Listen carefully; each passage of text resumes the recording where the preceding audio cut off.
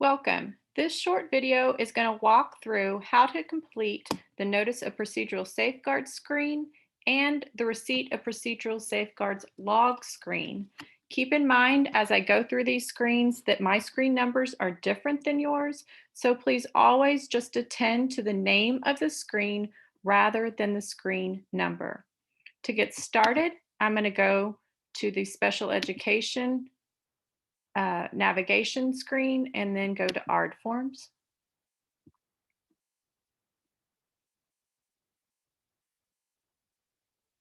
From ARD forms, I'm going to select my student. Don't touch this is the student I will be working in today. I'm going to select my FERPA reason. I am writing the student's IEP. And then from the screen selection drop-down menu, I'm going to click and scroll all the way towards the bottom under the Other section. And I'm going to go a little bit down until I see here the Receipt for Procedural Safeguards Distribution Log. But now I also see a couple above that is the Notice of Procedural Safeguards. And this is actually where I want to start, the Notice of Procedural Safeguards. So I'm going to click on that screen. And if you notice, my screen number again is going to be different. At the very top, it says, if checked, print with full ARD with supplements report. We always want to check that in the event that we are in an ARD where we're printing the full ARD with supplements report. For our purposes, that you may be watching that for the redistribution of the procedural safeguards and parent guide to the ARD process. That may not be the case, but we want that checked nonetheless. It won't hurt anything if that is checked. For the date issued, clearly that is going to be the date that this is being sent out. So I'm going to input the date and I'm going to pretend that this is April 16th. I'm going to scroll down a bit. This tells me that the parent is verifying. Basically, this is their receipt saying that they have received a copy of the procedural safeguards. I am also going to be providing them a guide to the ARD process. So I need to click this box so that it is checked, so that on the receipt, this statement also prints saying that they also received the guide to the ARD process in addition to the Notice of Procedural Safeguards. I'm going to come in and enter the name of the parents here. I already have it entered, but I enter each parent that is going to receive it if they are not living together in the same household. It could also be the name of the adult student. I'm not, of course, electronically signing for them, but it's imperative that you understand that the date issued up here, 4/16/21 in this example, I need to copy that and paste that or re-enter it into this date down here. I know it seems a bit confusing, but this date that shows right here is actually the date that is then going into the log of when it was provided to the parent. So this field is actually synced with the distribution log on the next screen that we will go to. So that date has to be in there for the parent's signature as well. I'm going to scroll down. I'm going to enter my name as the person who is distributing this. It could be your Sims clerk. It could be the case manager.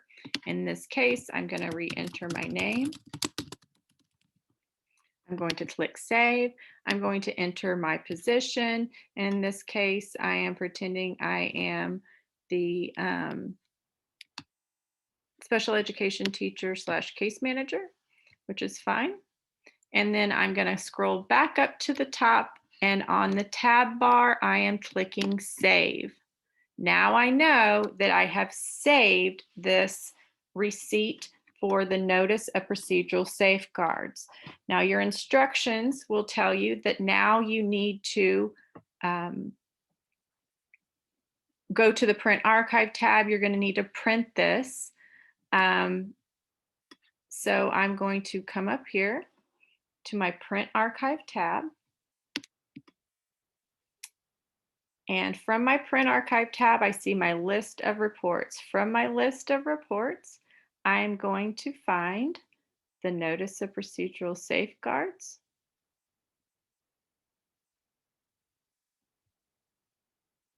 I'm going very slowly so I don't miss it. So this is the one, the receipt for the procedural safeguards rights. In just a moment, we will come back for the receipt, the distribution log, but right now you want the rights. Basically, this is the receipt that printed out. If you had the parent in front of you, they would be signing. I'm going to select receipt, procedural safeguards rights, and click print final copy. When I print the final copy, it's going to show me a preview. And this is what, let me try to narrow that down a little bit. This is what the final receipt looks like then. It says this is verifies I've received the notice of procedural safeguards, and make sure that it also has a copy of the guide in this instance. If this is just your typical annual, you wouldn't be checking the box for a guide, but as we do this redistribution process, we're giving parents both. For initials, we do give the guide as well. But I want to make sure, yes, it has both parents listed. You could do one for each parent. In this case, I did both parent names, and then I would send it to each of them and they would just sign their own name. Saved me a couple of steps. But here's the date. And then, of course, if there was an interpreter in the meeting, the interpreter name and signature would be going here. But here's my name already pre-populated, my position, and of course the campus. So I'm going to come in here, and it's not necessary that you archive this receipt because it's not signed.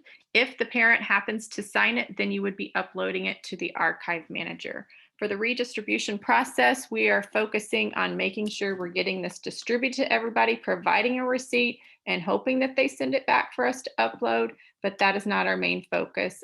Getting back the receipts is not the focus. So I'm going to click print right here, and then I will be able to print my guidebook. I'm sorry, my receipt for the guidebook and the procedural safeguards. So that's the first step in getting you through that first screen here called the Notice of Procedural Safeguards. But I need to make sure this is properly logged. This screen gives me the receipt that the parent actually would sign, but it's also my validation that I've given them both copies and the dates. But it's connected to this log screen that we saw a second ago called the Receipt for the Procedural Safeguards Distribution Log. This is imperative that we are doing both of these screens anytime we are distributing either one or both of these documents, because we are no longer going into the student's hard copy eligibility folder and having that long log list where the parent signs. This is our electronic log that is legally required. We do not want to get into hot water because we have not been following our compliance regulations for distribution. In this case, I'm going to find the date that I just entered, and I'm finding that right here, 4/16/21. It's automatically entered for me. And then you see the circumstance of distribution. Automatically it generates, was this a parent request? No. First complaint, due process complaint, MDR? No. That automatically generates no.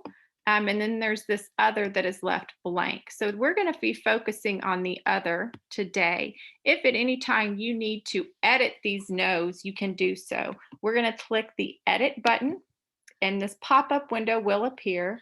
All of these are staying no. I'm going to enter the following information because I've already typed this in. I want to type in the February 2021 parent guide to the ARD process was also included. Because this is called procedural safeguards log, I also want to note I gave the parent guide as well. So I'm including that other note here. I'm including who received it, what recipients got this. I sent it to Better Not Touch This, which is mom, and MC Hammer, who is dad.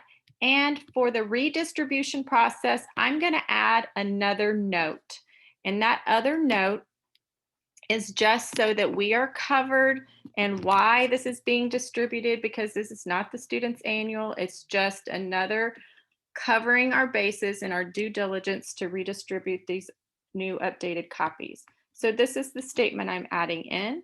The February 2021 copies of the parent guide to the ARD process and procedural safeguards were provided to replace previous versions. That's what we've been charged with by TEA as per OSEP. And so we have followed that. I'm going to click now save. And now you will see 416, this information is filled in. I'm not finished yet because I need to print this log. I'm going to archive this log and the printed copy is going to get filed in the student's eligibility folder. So I'm going to hit print archive. Now this time I'm going to the one that says log. Scrolling towards the bottom, receipt procedural safeguards distribution log is the one I'm printing. I'm going to print the final copy.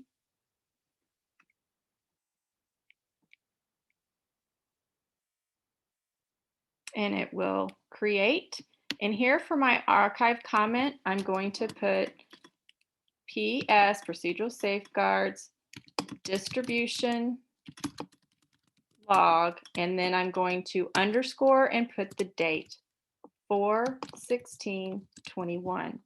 We know that only a few things show when I'm in the archive.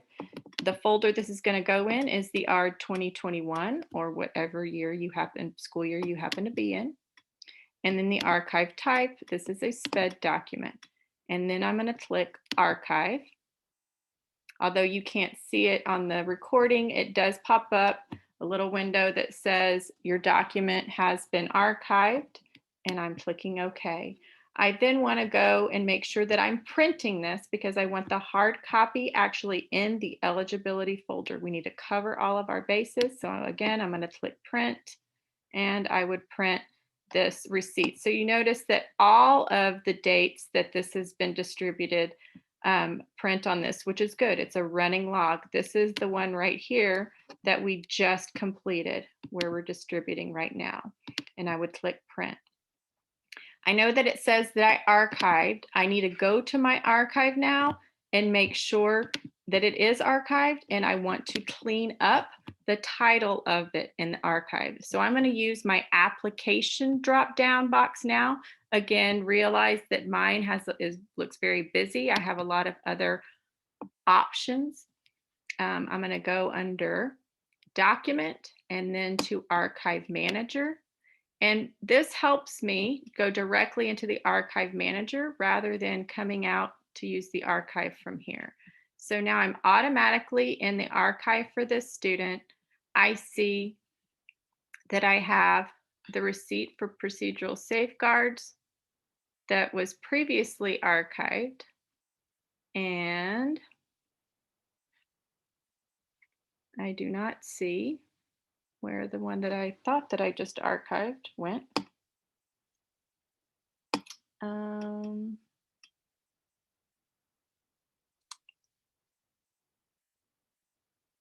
Very interesting and puzzling to me. So this is a good example. I may be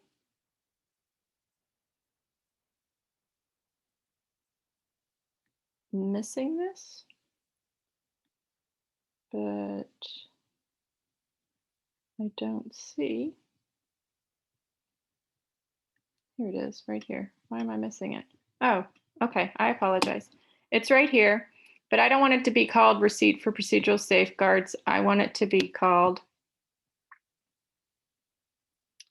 yeah, this is what I'm talking about. I just wanted to make sure.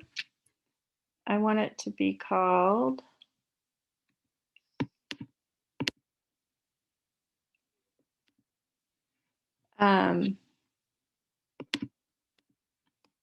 what I have in the comments. So I'm going to go to edit, and I want this to actually be the title.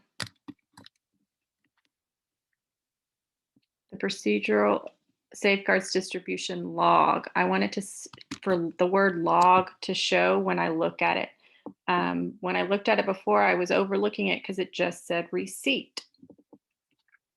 And this is actually not the actual receipt that the parent signs. This is the log. So hopefully, yes, the word log now shows. Um, it was over here in my comments. Now I've made it my title. So that's what needs to be done so that everything, if you notice how things are titled in this student's um, archive, it's very easy to find what you need because the main idea and date are the titles. So that is what you need to do to get your procedural safeguards completely documented and both the receipt and the log, and that is required every single time you are making a distribution of either one of those documents. Thank you. I hope this was helpful.